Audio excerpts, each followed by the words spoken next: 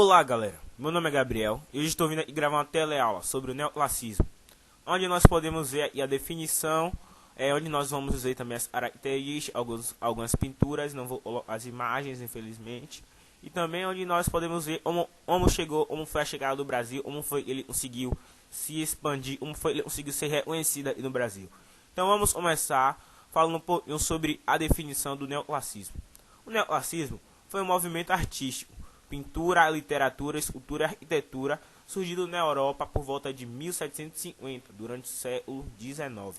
Este movimento teve como objetivo principal resgatar as culturas gregas, como os heróis da cultura grega, os deuses e etc.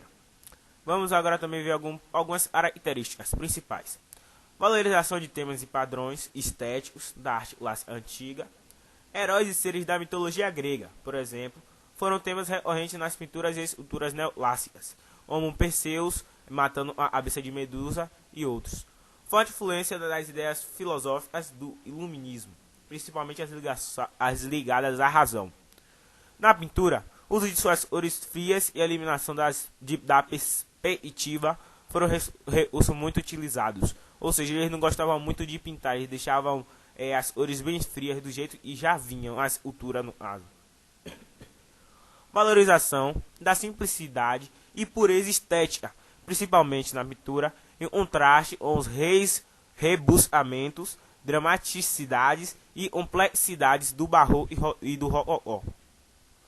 Na literatura, os textos apresentam como características principais a síntese, clareza e perfeição gramática. Na escultura, forte influência das formas clássicas do Renascimento, e ao contrário dos escultores barrocos que pintavam suas obras, os artistas neoclássicos optaram pela cor branca natural do mármore, ou seja, eles não pintavam, como eu já falei, como os escultores gregos e romanos, e também eles se inspiraram no caso nos escultores gregos e romanos, eles preferiram não pintar suas artes, ou seja, do jeito que vinha mármore, ele deixava e não pintavam. Vamos ver agora exemplos de obras de arte. Só vou falar só o nome, infelizmente eu não vou colocar imagens, mas eu não consegui achar. Quando você pesquisa a imagem desses pintores aí, o máximo que vem várias imagens e no caso eu não sei qual foi a certa dele. Então vamos ver. Na pintura nós temos o Juramento dos Horácios, no ano de 1785. Foi obra do pintor francês Jacques Le David. A Morte de Marat, em 1793, obra do pintor francês Jacques Le David também. Banhista de Vaucanson, em 1808, pintura do artista plástico francês Auguste Dominique Ingres. Sarceri di Invenzione, em 1760, gravura do arquiteto e gravurista italiano Giambattista Piranesi. E Napoleão, rei da Itália, em 1805, obra do pintor italiano Andrea Appiani. A literatura, O Espírito das Leis, 1748, obra de Montesquieu. A Morte de César, 1735, a tragédia escrita por Voltaire. As Relações Perigosas, em 1782, romance escrito por Pierre Jordelos de Laclos. Agora vamos falar também de algumas esculturas bem famosas. Perseu com a cabeça da Medusa, em 1800, inspirado na arte grega, sobre os heróis gregos. Obra do escultor italiano Antonio Canova. Spartacus, em 1830, estátua feita pelo escultor francês Denis Foyater. Também inspirado no clássico grego, e Esparta era uma cidade grega, e você vê pelo título já, Spartacus. Lucrécia Morta, em 1803, obra do escultor francês Damien Campeny. Arquitetura. Pórtico de la Madeleine, construído em Paris em 1842, obra do arquiteto francês Pierre Alexandre Vignon. Ponte sobre o rio Cervin, construído em 1775, Panteão de Paris, monumento neoclássico localizado em Paris. Nós não temos em Fez. Não botei na escultura, não botei em Fez.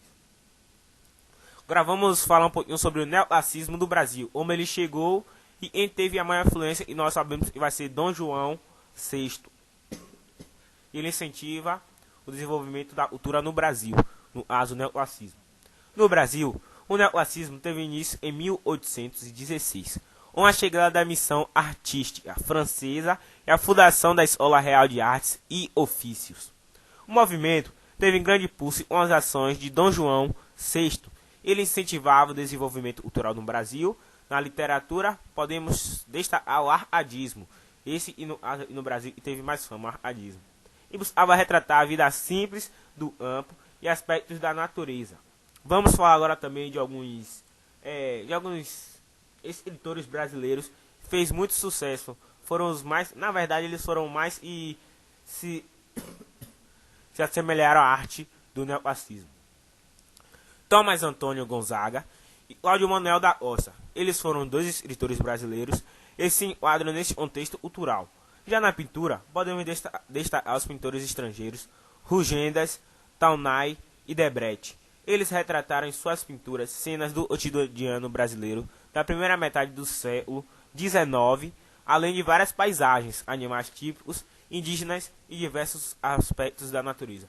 O neoclassicismo também ele não chegou a acabar, mas ele foi esquecido por todos.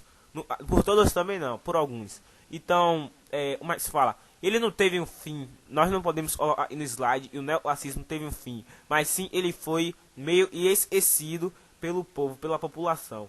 E ele surgiu, se eu não me engano, junto com o romantismo. E isso também foi um dos aspectos a eles também poder sumir por causa desse fato. E desde já eu iria também vir falar uma curiosidade muito legal. E são as descobertas e escavações arqueológicas das cidades romanas de Pompeia e Herculano em meados dos séculos XVIII teve grande influência no início do movimento neoclássico. Essas descobertas fizeram reacender o interesse pela arte e cultura greco-romano.